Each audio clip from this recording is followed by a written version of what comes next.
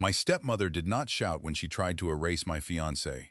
She smiled, looked down at Anaya's shoes, and told 200 guests, "She's nothing but trash in cheap shoes." Then she told me to dump her or lose my family forever. But the cruelest part was not her voice. It was my father standing 10 feet away, holding a glass of champagne, saying nothing. So I chose Anaya. And minutes later, the man my stepmother mistook for staff walked through the front door, and the whole Voss empire learned exactly whose daughter they had humiliated. I used to think silence meant my father was torn, maybe even trying to keep the peace. That night taught me something harder. Sometimes silence is a choice, and when a father stays quiet while someone humiliates the woman you love, he is not neutral. He is taking a side. Before we begin, tell me where you're listening from and what time it is there. Then stay with me, because this did not start with that insult. It started 2 hours earlier, with a wrong name tag, an empty chair, and a family that had already planned where Anaya belonged. Leticia Voss did not raise her voice when she destroyed my fiancé in front of 200 people. That was the worst part. She stood beneath the crystal chandeliers in the ballroom of Voss Harbor House. One hand wrapped around a champagne flute, her diamond bracelet catching the light every time she moved her wrist. White roses lined the tables. The marble floor had been polished until it looked like still water. Behind her, gold letters on a cream banner read, "75 years of Voss Group." Everything in that room had been arranged to look gracious. Then my stepmother looked down at Anaya's shoes. Not her face, not her eyes, her shoes. "She's nothing but trash and cheap shoes," Leticia said. The string quartet stopped first. Then the conversations died, one table at a time. I felt Anaya's hand inside mine. Her fingers did not pull away. She did not tremble in the way people expect a humiliated woman to tremble. She stood straight, chin lifted, calm enough to make the insult look even uglier. But her hand had gone cold, and that told me what her face would not. Across the room, a few guests looked down at their napkins, like the stitching had suddenly become fascinating. One man near the donor table slid his phone lower, not low enough to stop recording. A woman from the charity board pressed her lips together and pretended to adjust her pearls. Nobody stepped forward. That is how these rooms work. People call it manners, when what they really mean is fear. Leticia turned slightly, giving the guests a better view of Anaya, as if she were presenting evidence. "Callahan has always had a weakness for broken things," she said. "It is sweet, in a way, but women like her do not marry into families like ours by accident." A few people shifted in their seats. I knew that sound. The soft scrape of expensive chairs, the little coughs people use when they want to disappear without leaving. I was the youngest Voss son. The soft one. The sentimental one. The one Mercer kept away from the rooms where men discussed debt, shipping contracts, and what had to be sacrificed to keep an empire breathing. Brecken, my older brother, was the steady hand. I was the heart. They said it like a compliment. It never was. And in that moment, Leticia was not just insulting Anaya. She was telling everyone I had been foolish enough, weak enough, lonely enough, to bring home someone beneath us. Anaya finally spoke, and her voice was quiet. "That isn't true, Mrs. Voss."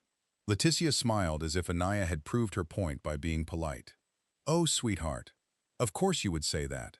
I felt heat rise behind my ribs. Not the wild kind, the focused kind. The kind that makes a man hear every word clearly. "Enough," I said. Leticia's eyes moved to me. "Enough?" she repeated, almost amused. "No, Callahan, enough is exactly what this family has given you. Enough patience, enough excuses, enough time to grow up." Anaya's grip tightened, just once, warning me not to let them turn my anger into their excuse. Even then, even while she was being carved open in public, she was trying to protect me. That hurt more than Leticia's words.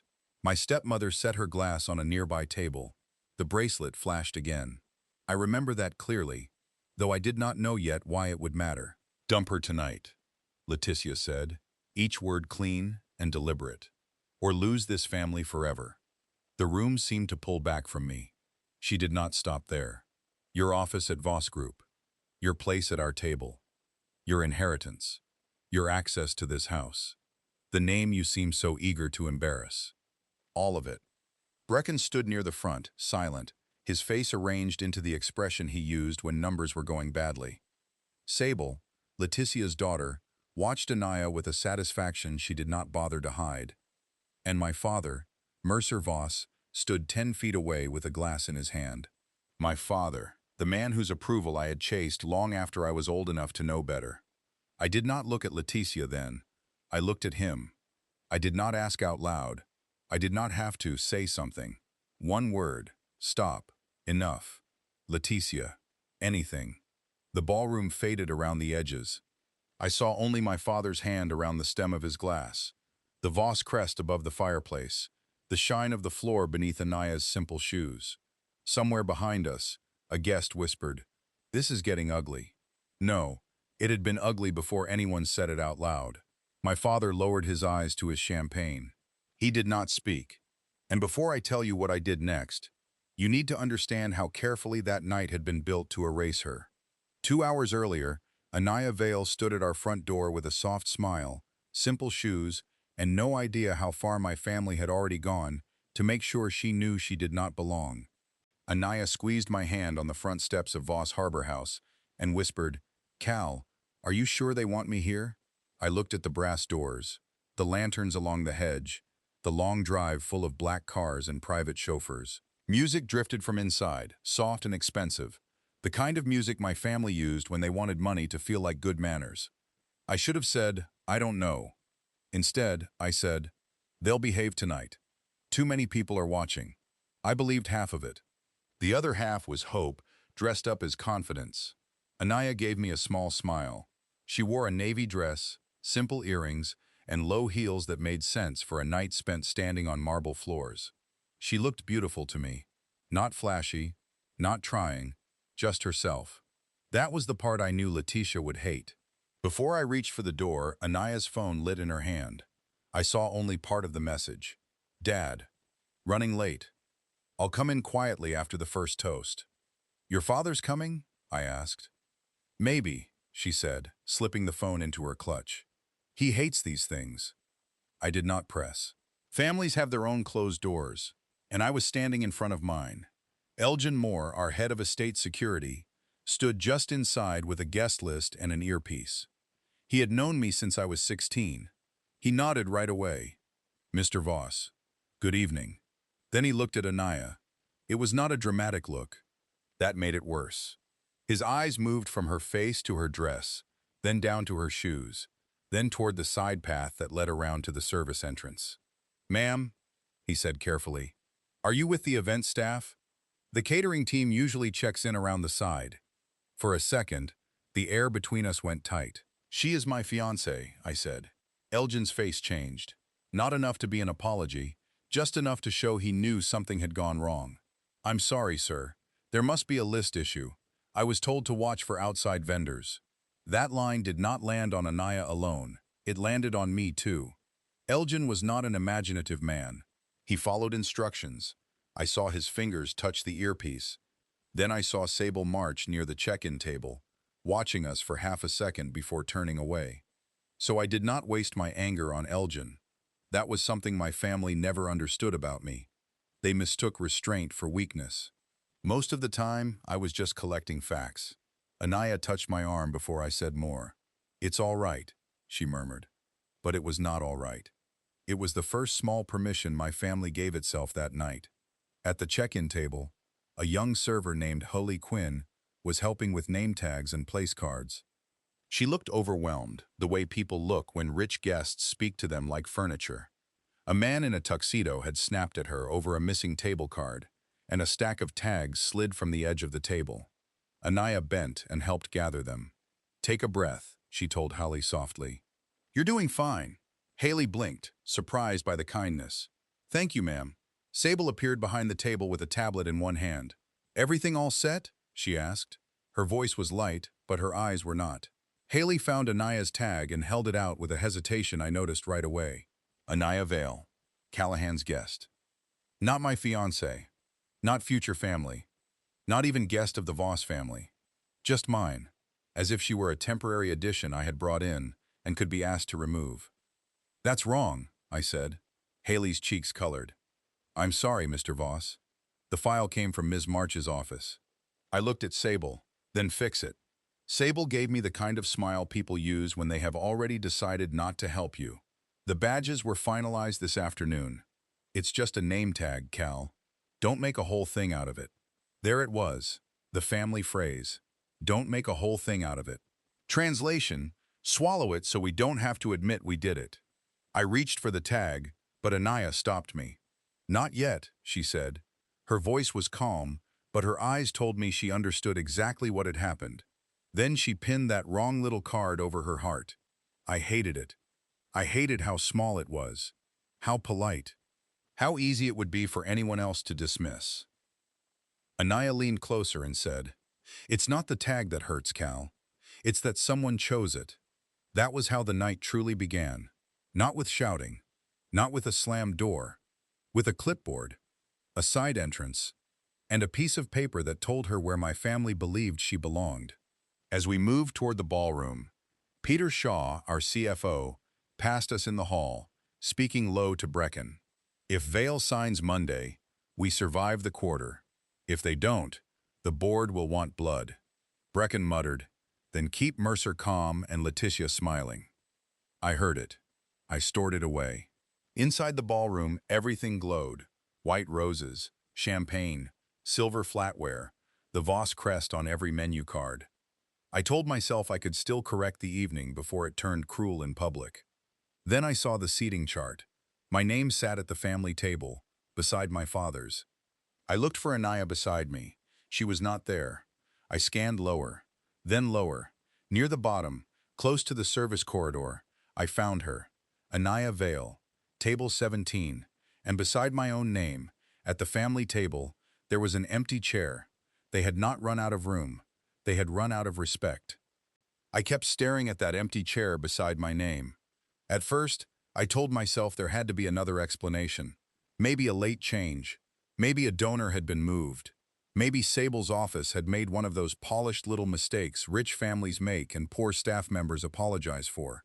But the chart was too neat for that. Mercer Voss, Letitia Voss, Brecken Voss, Sable March, 2 board members, 2 investors, me, then the empty chair. Anaya was not forgotten. She had been placed. Table 17 sat near the service corridor, close to a narrow side table stacked with spare programs, folded place cards, and a silver bowl of mints. Servers moved through that area with trays held high, careful not to brush the backs of guests who would never learn their names. I stepped closer to the chart. "She sits with me," I said. Letitia appeared at my side so smoothly it felt rehearsed. "We thought she'd be more comfortable somewhere less formal," she said. There was no anger in her voice. That was how Letitia worked. She could slap you with a sentence and make it sound like hospitality. I turned to her. "She is my fiancée. Yes, Cal. Everyone knows you're fond of her. Fond. Like Anaya was a stray dog I had fed on the porch." I kept my voice low. "Move her card." Sable lifted her tablet from behind the check-in stand. "The seating has already been finalized. There is an empty chair beside me." Sable glanced at it, then back at me. "That seat is being held." "For who?" Letitia's smile tightened. "This is not the place for a scene." That was one of her favorite tricks. Do something cruel in public, then accuse the injured person of being dramatic for noticing. Anaya touched my sleeve. "Cal." I looked at her. She had read the chart. She had seen the table. She had seen the empty chair too. "Let's not do this here," she said. Her voice was steady, but I knew what she was doing. She was saving me from giving Letitia exactly what she wanted. If I dragged a chair across that ballroom, I would be the unstable youngest son. Letitia would sigh to the board and say, "See, this is what I mean about Callahan." So I nodded once. Not because I accepted it, because I was learning the shape of the trap. As we walked toward table 17, Haley passed us with a tray of water glasses. A man at table 12 snapped, "Miss, this is flat," as if water could personally offend him. Haley flinched, and one glass tilted. Anaya reached out and steadied the edge of the tray. "You're all right," she said softly. Holly looked startled. "Thank you, ma'am." I watched that small exchange and felt something twist inside me. Anaya had just been pushed to the edge of the room, and she still noticed someone standing even closer to the edge. My family called that weakness. I called it character. We had barely reached table 17 when the lights dimmed. The string quartet softened. My father stepped onto the small stage at the front of the ballroom, and everyone turned toward him the way people turn toward money when it starts speaking. Mercer looked exactly as Voss men were trained to look, composed, tailored, untouched. He began with gratitude, donors, partners, 75 years of Voss Group, the strength of legacy, the duty of stewardship. Then he moved to the future. With the Harbor Renewal Compact ahead of us, he said, Voss Group stands at the edge of its most important chapter. Across the room, Peter Shaw stopped checking his phone and listened carefully. Brecken straightened his jacket. My father smiled toward my brother. Brecken has carried the operational weight of this company with discipline, seriousness, and a clear understanding of what our family name requires. Applause rose. Brecken stood and nodded, humble enough for photographs, proud enough for those who knew him. I clapped too, not because I felt it, because every family teaches you which lies require applause. Then Mercer looked toward me. And my youngest, Callahan, has always reminded us of the softer side of the Voss name. His heart for community work has served our foundation well. Near the family table, Leticia leaned toward a board member and said, just loud enough, our sentimental son. A few people laughed politely. There it was. Brecken was the future. I was the feeling. My hand moved under my cuff to the old watch on my wrist. The leather was worn smooth, the face scratched from years of use. My mother had given it to me when I turned 16. On the back, she had engraved 6 words, protect what money cannot buy. I touched it because I needed to remember there had been a time before Leticia decided kindness was a flaw. Anaya saw my hand at my cuff. She did not ask, she did not pity me. She just looked at me, and in that look I felt understood. They had put her near the kitchen. They had kept me near the family table, but only as decoration. Different chairs, same message. My father kept talking about unity, values, and the responsibility of family. I stood near table 17, looking at Anaya's wrong name tag, and the empty chair beside my own place across the room. That was when I decided I would speak to Mercer privately, before the night got any worse. Not because I trusted the house, because I still wanted to believe my father could remember what family was supposed to mean. After my father stepped down from the stage, the room loosened again. People returned to their wine, their small talk, their careful smiles. The men near the investor table leaned close and spoke in low voices. The women from the foundation board gathered near the floral arrangement, like nothing unpleasant could ever happen beside white roses. I waited until Mercer moved toward the hallway by the library. That was my chance. I told Anaya, I'm going to talk to him. She looked at my face for a moment. Cal, be careful.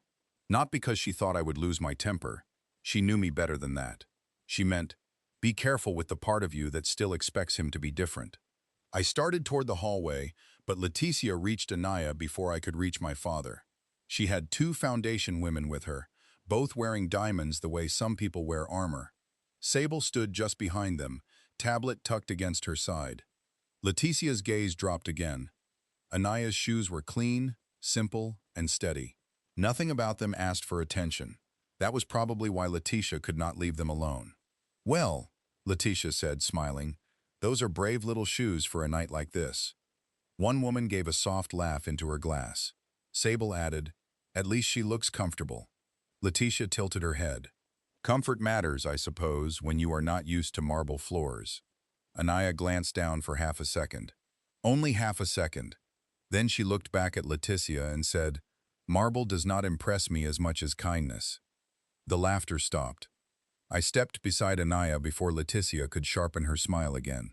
Don't mistake her manners for permission, I said. Leticia turned to me with that practiced look of surprise she used whenever someone named what she was doing. Cal, darling, I'm talking about shoes. Don't make a whole thing out of it. There it was again, the family language of denial. You're too sensitive. You misunderstood. We were only joking. Why do you always have to ruin the night? I kept my voice even. No, you're talking about her. And I'm telling you to stop." For a moment, Letitia's face hardened. Then she laughed lightly for the women beside her. "Such loyalty," she said. "Let's hope it ages better than the footwear." Anaya touched my arm. "Cal." The way she said my name carried more than warning. She was reminding me there were eyes everywhere, and Letitia wanted me to give her a scene she could use. So I let my silence answer for the moment. Letitia walked away with Sable, satisfied enough to think she had won that round. I turned back toward the hallway. Mercer had paused outside the library, speaking with Petter Shaw. Petter looked tense, his phone in one hand, but he stepped aside when he saw me. "Dad," I said, "I need 5 minutes." Mercer glanced toward the ballroom. "Not now." "Then make it now." That got his attention. He studied me for a beat, then opened the library door. I followed him inside. The noise of the gala dropped behind us. The library smelled like old leather and fireplace ash. My mother had loved that room. One photograph of her still sat on the far shelf, half-shadowed, as if the house had tried to forget her but could not quite finish the job. I did not waste time. Anaya was treated like staff at the door. Her name tag is wrong. She was put at table 17 near the service corridor when there's an empty chair beside me. Letitia just mocked her in front of the foundation board. Mercer rubbed his thumb along the rim of his glass. "This is a complicated night." "It's not complicated. It's cruel."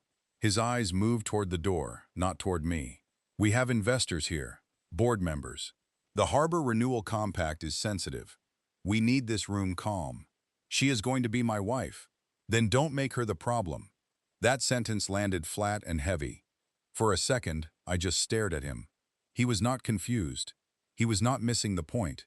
He knew exactly what I was saying. He simply wanted me to bury it somewhere quiet until the people with money went home. I looked toward my mother's photograph. "You used to know the difference between peace and pretending," I said. His jaw tightened. "Your mother understood discretion." I almost smiled. Not because it was funny. Because it was so low, using Maribel's memory to ask me to swallow what she would have despised. "No," I said. "She understood decency. You used to too." Mercer looked away first. I should have taken Anaya and left right then. Part of me knew that. But old habits do not die clean. I told myself maybe I could get her through one more toast, then take her home before Letitia did more damage.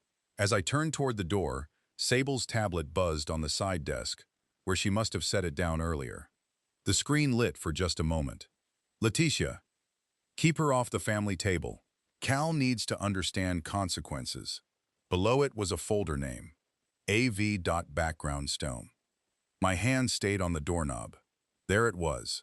Not a mistake. Not bad manners. A plan. I did not touch the tablet. I did not call my father over. I let the screen go dark, because proof is useful only when you understand the game being played. When I stepped back into the hallway, the ballroom noise rushed over me again. Glasses, music, laughter, that false warmth money buys by the hour. Across the room, Anaya still wore the wrong name tag. Letitia stood near the center, with her champagne raised, and my father came out behind me without saying one word. By the time Letitia lifted her champagne glass again, I already knew that smile. It was not the smile she used for donors.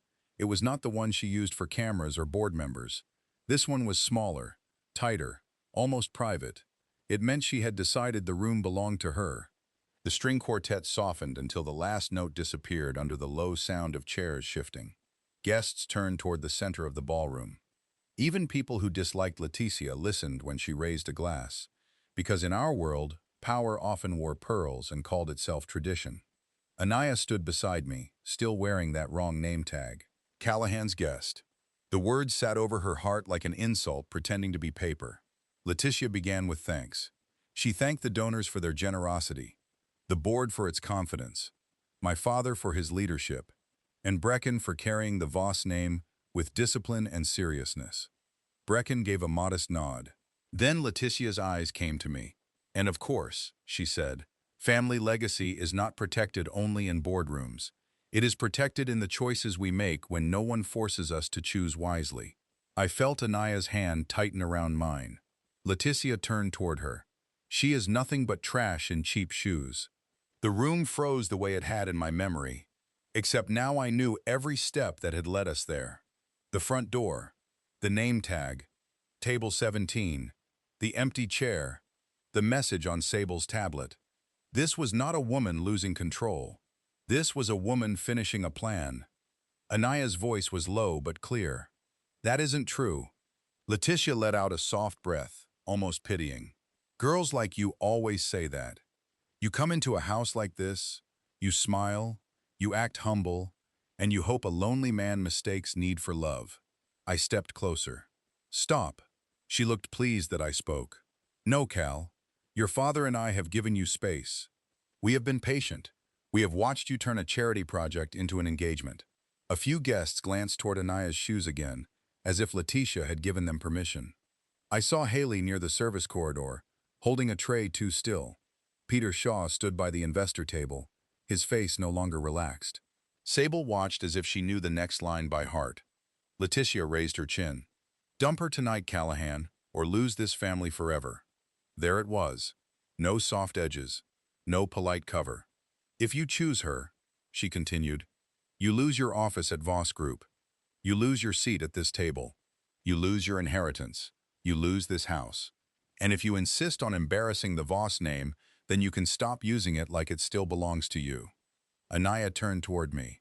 Her face stayed calm, but I could see what it cost her. Cal, she whispered, you don't have to do this here. That was Anaya, being publicly humiliated and still trying to spare me the fallout. I did not answer Letitia first. I looked at my father. Mercer stood near the fireplace, one hand around his glass. His jaw had tightened. His shoulders had gone stiff. So he understood. He knew exactly what was happening. That made it worse. I waited for him to say one word. Enough. Stop. Letitia. Son. Anything. I would have taken anything. For a few seconds, the whole room disappeared. I saw only his hand on the glass, the old Voss crest above him, the marble under Anaya's simple shoes, and my mother's watch beneath my cuff. My father lifted the glass to his mouth. He chose the glass, not me, not Anaya, not decency. The glass. I had waited 38 years for my father to speak in a room where it mattered. That night, his silence finally answered me. My fingers found the watch, the worn leather, the scratched face, the words my mother had left on the back. Protect what money cannot buy. For most of my life, I had touched that watch when I needed comfort. In that ballroom, it felt less like comfort and more like a question. What are you protecting, Cal? Not the house, not the company, not the chair they had left empty beside me, not a name that only loved me when I was obedient. Anaya was standing beside me, wounded and still brave enough to worry about my pain. That was what money could not buy. I let go of the watch. Then I looked at Letitia. I choose her. The room seemed to take one breath. Letitia's mouth curved, as if she thought I had just signed away my life. So I kept going. And if loving her costs me the Voss name, then maybe that name was never worth what my mother thought it was. That landed. I saw it in Letitia's eyes. I saw it in my father's face too, though he tried to hide it. Anaya whispered, Cal, I don't want to be the reason you lose your father. I turned to her. You're not the reason, I said. His silence is. No one clapped. Real rooms do not work that way. An older woman near the donor table slowly set down her champagne. A man near the back lowered his phone, like he had suddenly remembered he was recording people, not entertainment. Brecken looked at Mercer, waiting for him to take control. Mercer did nothing, but his silence no longer held me in place.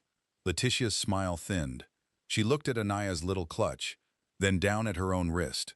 The bracelet that had flashed under the lights all night was gone, and the calm that settled over Letitia's face told me she had found a new weapon.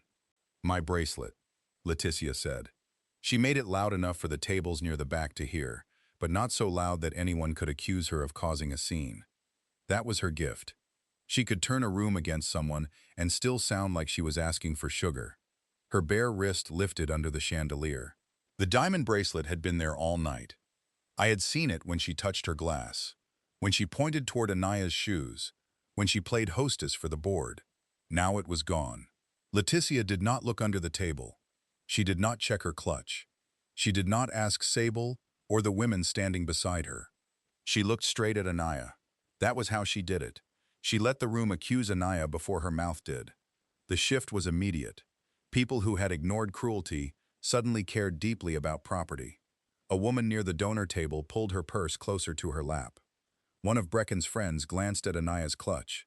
Someone behind me whispered, "Wasn't she seated near the kitchen?" Her dignity had not been enough to wake them. A bracelet was. Anaya stood beside me, still holding that small evening bag in both hands. She did not hide it. She did not offer it either. "I didn't touch your bracelet," she said. Letitia's smile was almost gentle. "Then you won't mind proving it." I stepped half a pace in front of Anaya before Letitia even turned. "Elgin," Letitia called. The security chief moved from near the doorway, slow at first, like a man hoping someone else would stop him.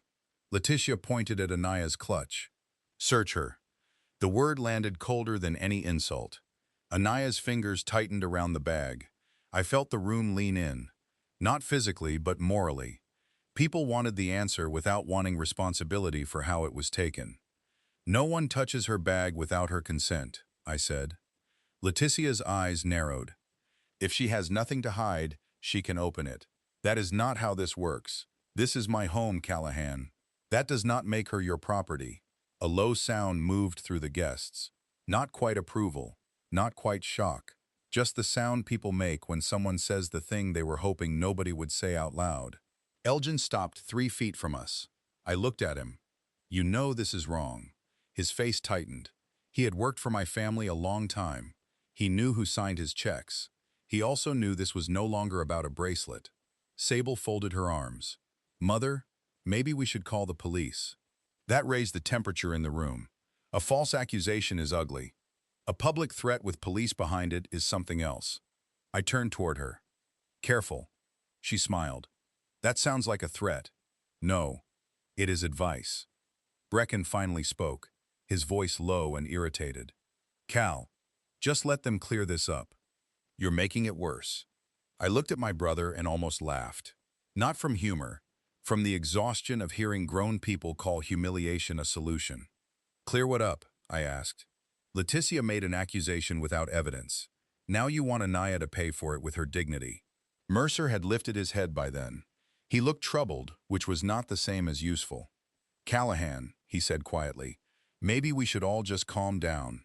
That one cut deeper than I expected. "Calm down?" I repeated. "She was called trash in front of your guests. Now she's being treated like a suspect. You didn't ask Letitia to prove the accusation. You asked Anaya to survive it politely." Anaya touched my arm again, but this time she was not stopping me. She looked at Letitia and said, "I will not open my bag to satisfy a lie." There was no shake in her voice. That did something to me. It steadied me, because Letitia had built a trap with 3 doors. If I raised my voice, I became unstable. If Anaya refused, she looked guilty. If she opened the bag, every person in that room learned her dignity could be inspected on command. So I chose the 4th door. I stayed calm. "Elgin," I said, "if anyone here believes a crime occurred, then the proper response is to preserve the scene, check cameras, and call an actual officer. Not put hands on a guest because my stepmother is embarrassed." Letitia's face hardened at the word embarrassed. "This young woman was beside me," she said, louder now. "And my bracelet is missing, young woman. Not Anaya, not my fiancé, just a label small enough to push around." Near the service corridor, Haley Quinn had gone still, with a white towel twisted between her hands. Her eyes moved from Letitia's wrist to the side table beside table 17, then to Sable. I saw it. I did not know what she knew, but I recognized fear when it walked into a person's face. Letitia saw her too. "Haley," she said, sharp as a closing drawer, "return to your work." Haley took 1 step back. Anaya looked toward her, not pleading, not using her, just seeing her. That seemed to matter. Elgin remained between Letitia's order and my refusal. The guests waited, hungry and ashamed of their hunger. Letitia pointed at Anaya's clutch. "Open it." "No," I said. The room held its breath. Then Haley Quinn took 1 small step forward and Sable March's face lost every bit of color. Holly Quinn still had the white serving towel twisted between both hands when she spoke. "Mrs. Voss," she said, her voice thin but clear, "the bracelet is not in her bag." The entire ballroom turned toward her. That was the strange thing about truth in a room like that. It did not need to be loud. It only needed to come from the wrong person. Haley had no family name to protect her, no board seat, no trust fund, no husband with a law firm. She was a young woman working a private event, probably counting the hours until she could clock out and go home. And still, she stood there. Letitia stared at her, as if the furniture had started giving opinions. "Excuse me," Letitia said. Haley's knuckles tightened around the towel. "It's not in Ms. Vale's bag." Sable stepped forward too quickly. "You don't know that." Haley looked like she might retreat. Her eyes moved to Elgin, then to me, then to Anaya. Anaya gave her the smallest nod, not a command, not a plea, just permission to tell what she knew. Haley drew one uneven breath. "I was clearing the water glasses at table 17, she said. Ms. March came over and moved some of the place cards. She looked toward Mrs. Voss, then put the bracelet under a folded program on the side table. No one moved. Then every eye shifted to Sable. Sable laughed, but it came out brittle. "That is ridiculous." "She's confused." "I saw it," Haley said. I looked at her and kept my voice steady. "Thank you." I wanted the room to hear that. Not because she had saved us, because she had told the truth when people with far more power had chosen comfort. Elgin walked toward the side table near table 17. He moved slowly, as if each step took him farther away from the protection of simply following orders. He lifted a folded program with 2 fingers. The bracelet lay beneath it. Diamonds caught the chandelier light. A gasp traveled through the guests, soft and ugly. Not one person apologized to Anaya. They simply looked relieved that the entertainment had changed direction. The bracelet had taken seconds to find. The shame they tried to pin on Anaya would have followed her for years. Letitia recovered first. People like her usually do. "Haley," she said, her voice dropping into warning. "You are overtired. You have been running around all evening. I understand you may want to be helpful, but making accusations against a guest of this family is serious." A guest of this family. That was rich. Sable lifted her chin. She wants attention. Anaya was nice to her earlier, and now she thinks she can play hero. "No," I said. "That would be you." Sable's mouth closed. Letitia turned on me. "Do not encourage staff to involve themselves in family matters. This stopped being family when you tried to search my fiancé." Holly looked at the floor, but she did not take back a word. "Would you have spoken up like her if your job was on the line?" I wish I could say I know I would have. Standing there, watching her shake in front of people who could hurt her future, with one call, I understood courage in a different way. Before Letitia could rebuild the room around another lie, the front doors opened. The sound was not loud, just the deep click of old brass hardware and the faint rush of cool night air moving into the heated ballroom. A man stepped inside, wearing a plain dark wool coat, no tuxedo, no polished entourage, no visible security. His hair was silver at the temples, his posture straight, his face calm in a way that did not ask for approval. I did not know him, but Anaya did. She went still beside me. The man's eyes swept the room once. He saw the bracelet on the side table. He saw Haley clutching the towel. He saw Elgin standing near Anaya's bag. He saw my hand still between Anaya and the rest of my family. Then he looked at Anaya's face. That was the only moment his calm changed. Letitia was already embarrassed, and embarrassment made her crueler. She turned toward him sharply. "Staff entrance is around back. This is a private event." The room stiffened. The man did not look offended. That made him more unsettling. "Good," he said. "I was hoping you'd say something honest before someone introduced me." The air changed. I felt it before I understood it. Anaya whispered one word. "Dad." My mind did not catch up right away. Her father, the man from the text, the one who hated events and was coming after the first toast. Peter Shaw stepped out from near the investor table. Peter was not a dramatic man. He lived in spreadsheets, risk reports, and quiet warnings. So when the color drained from his face, I paid attention. "Mercer," he said. My father turned, irritated and confused. Peter stared at the man in the plain coat, as if the floor beneath Voss Group had just split open. And when he spoke again, his voice was barely steady. Mercer, Peter said, his voice nearly gone. That is Stellan Vale. The name moved through the ballroom before the meaning did. Some guests turned to each other, trying to place it. Others understood right away. My father's face changed first, then Brecken's. Then the two investors near the family table looked at Peter as if they needed him to say he was mistaken. He was not. Peter swallowed. He controls Vale Harbor Capital, the Harbor Renewal Compact, the $7.5 billion. For a moment, even Leticia had no sentence ready.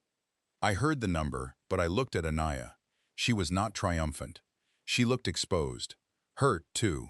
Like a private truth had been pulled into a filthy room and set on display. Stellan did not walk to Mercer. He walked to Anaya. He stopped beside her, close enough to protect, not close enough to take over. I came to see what kind of family my daughter was marrying into. Daughter. That one word did what my own words had not. It made the room understand Anaya had a name outside the one they had pinned on her.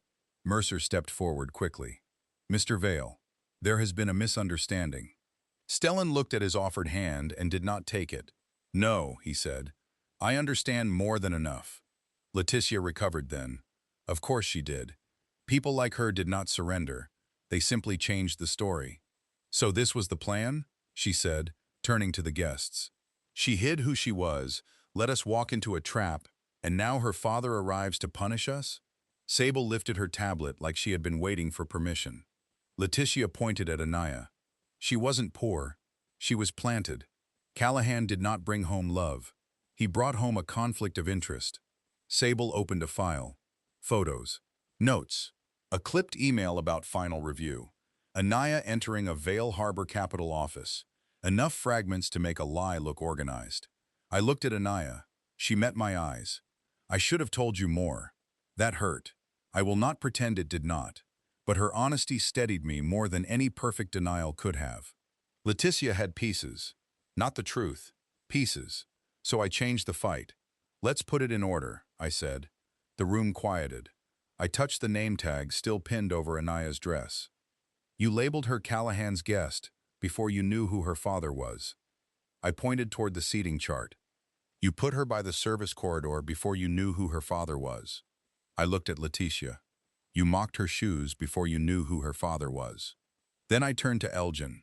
You ordered her bag searched before you knew who her father was. Finally, I faced my stepmother again. You did not walk into a trap. You built one, then stepped into it because you thought the woman inside had no power. No one laughed then. Anaya stepped forward. Her voice was calm, but it carried. I hid my name because I wanted to know whether you could respect me without it. You answered before my father walked in. Leticia's mouth tightened. Anaya continued, and I asked my father not to make this personal. You made it public. A woman in a dark suit entered from the front hall, phone in hand. Stellan turned slightly. Chandra Keene, he said, counsel for Vale Harbor Capital. Chandra's voice was professional, almost plain. That made it more final. The Harbor Renewal Compact includes a morality and conduct clause. Final approval may be suspended when leadership conduct creates reputational, legal, or discrimination-related risk. Mercer said, this is a family misunderstanding. Chandra looked at him. A public insult, attempted forced search, witness pressure, and documented manipulation of guest placement are not family misunderstandings. They are risk factors. Sable lowered the tablet. Chandra added, the name tag file was changed from Ms. March's office. The seating chart was altered this afternoon. Security instructions regarding outside vendors were logged before Ms. Vale arrived. Several videos began before Mr. Vale entered. Peter closed his eyes. Then Chandra said the words that took the room apart. Final approval of the Harbor Renewal Compact is suspended under the Morality and Conduct Clause, pending formal review. Brecken finally found his voice. Do you understand how many jobs are tied to this? Stellan looked at him, tired rather than angry. You should have remembered those jobs before you treated a guest like property. Everyone looked at me then, as if I might beg. I did not. I took Anaya's hand.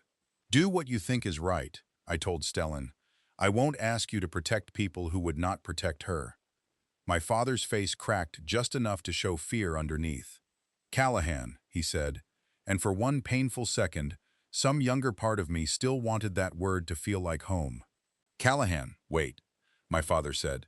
For one awful second, the younger part of me almost did. The ballroom had gone still in a way I had never heard before. Not respectful, not polite, stunned. The same people who had watched Anaya be insulted now avoided looking at Leticia, as if cruelty could stain their tuxedos.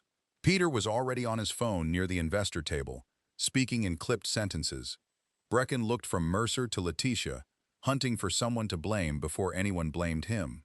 Sable stood near table 17, trapped between the bracelet on the side table and whatever trail she had left on that tablet. Leticia tried to lift her chin, but the room no longer rose with her. I thought justice would feel brighter. It did not. It felt like a door unlocking in a house I no longer wanted to live in. Mercer stepped closer. We can fix this. That told me everything. He still meant the company, the contract, the board, the donors, the family name, not Anaya's dignity, not the bag they tried to search, not the word he refused to say when it would have cost him nothing. I looked at him, and my voice came out calmer than I felt. You had the chance to fix it, when all it cost was one word. His face tightened. For years, I had wanted that face to soften for me. That night, I stopped asking. Leticia turned to Anaya then, because she finally understood where the real power stood. Anaya, she said, suddenly warm, almost motherly. Surely you understand this was a painful misunderstanding. Families say things under pressure. Anaya did not move behind me. She stood beside me. You did not think we were family when you ordered my bags searched, she said. Leticia's mouth opened, but nothing useful came out. Stellan watched her with the tired patience of a man who had seen too many powerful people confuse regret with inconvenience. Mercer, he said, Vale Harbor will follow its review process. Investors, employees, and the communities tied to that compact deserve better than a personal reaction from me. Mercer nodded too quickly. Of course, we can cooperate. Stellan's voice stayed even. I did not destroy what you built. I only saw what you were willing to build it on. That landed harder than shouting would have. I turned to Anaya and saw the name tag still pinned to her dress. Anaya Vale, Callahan's guest. After everything, it looked almost ridiculous.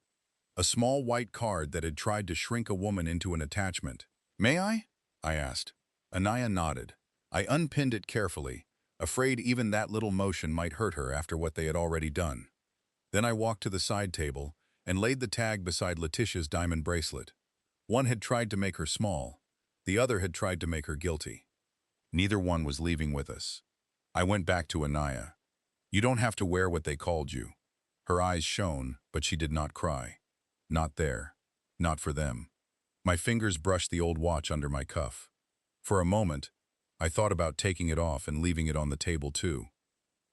Let Mercer stare at my mother's words and wonder when he had stopped living by them. But the watch was not his lesson anymore. It was my compass, so I kept it. We started toward the front hall, not the side corridor, not the service entrance, not any back path meant to make other people comfortable. The main doors stood ahead, the same doors where Elgin had looked at Anaya and asked if she belonged with the staff. Haley stood near the wall, still pale. I stopped beside her. You did the right thing. She nodded, eyes wet. I was scared. I know, Anaya said softly. That's why it mattered. Elgin lowered his gaze as we passed. Mr. Voss, he said quietly, I'm sorry. I did not punish him with silence. I also did not absolve him. Remember this next time, I said. Then Anaya and I walked out through the front door. The night air was cool. Her simple shoes clicked against the stone steps, steady and unashamed. By then, everyone in that ballroom knew the shoes had never been the cheap thing in the room. 1 month later, Voss Group still existed, but the shine was gone. The Harbor Renewal Compact remained suspended under formal review. The board asked Mercer to step back while outside counsel investigated. Leticia was removed from the Voss Legacy Foundation. Sable lost control of communications. Brecken's succession was delayed under investor pressure. I did not return to Voss Group. I took a smaller job with an infrastructure nonprofit, working on coastal access and community projects across Connecticut and New York. It paid less. I slept better. Anaya kept doing her ethics and investment work. She did not turn that night into a personal brand. That was never who she was. We had hard conversations. Of course we did. I asked why she had hidden the veil name from me. She told me, because I needed to know whether you loved me before my name entered the room. That answer still hurt a little, but it was honest. And honest pain is easier to heal from than comfortable lies. Before Stellan Vale walked through that door, Anaya was just a woman in simple shoes. That was the test. Not who she became after they knew her father's name, but who they were when they thought she had none worth knowing. If you had been in that ballroom before anyone knew who Anaya was, would you have spoken up for her? I did not stop loving my father that night. I stopped handing him the knife and calling it hope.